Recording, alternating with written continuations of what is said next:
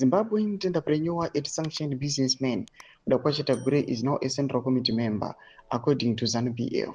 This places him in pole position to become Zimbabwe's president as Emmerson Mnangagwa's chosen successor, unless his deputy, General Chiwenga Constantino, makes a decisive move. I have been saying that Chiwenga would have to fight for the crown since the removal of the running mate clause, which required Mnangagwa to pick his running mate. Is Chiwenga finished? The logical answer is that he has been politically surrounded by Mnangagwa, but he is not yet finished until he decides not to fight.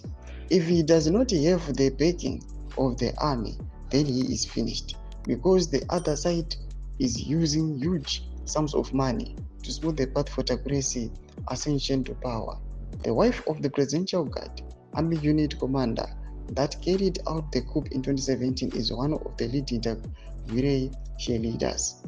So the lines are not clear in Zimbabwean military, where commanders have previously been accused of members of Chiwenga's faction of being on Tagwirei's payroll.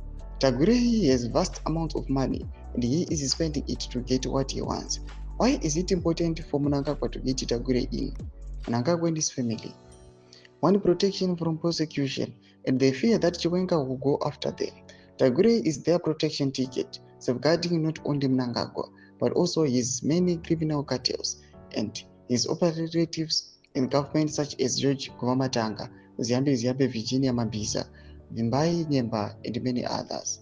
Chiwenga's weakness is that very little is known about his team, perhaps deliberately, or as any sign of disorganization. Diplomats have been asking where he stands on issues, but they have not been getting straightforward answers, also possibly by design. Mnangagwa has done extensive groundwork in the region, sending people like Victor Chivayo to meet key leaders and securing those relationships through business deals. A coup, in my view, is therefore a long shot.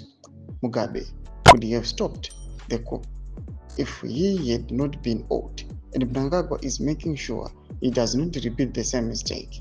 It is a long and painful road for Chiwenga, one that looks daunting, but who knows, perhaps as a military man, he will deliver a shocking sign of surprise and take the Sahel region route to coups that don't seek international validation.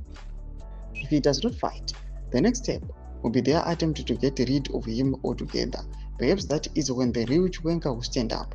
Just maybe Chiwenga is the ordinary people on his side, not because he is a great leader, but because he just like Mugabe. Mnangagwa is now hated so intensely by the suffering ordinary people of Zimbabwe. Without mobilizing ZANU-PF foot soldiers on the ground to counter politically, Chiwenga will need a coup, or it will be over. Ndomashwari kuda panguva inechikomeenda nahope chiono pamusoro pema attacks ari on general. Tudze mafungiro enyu muri kudi pamusoro pechitiko ichi. So subscribe or like and shut on the bell.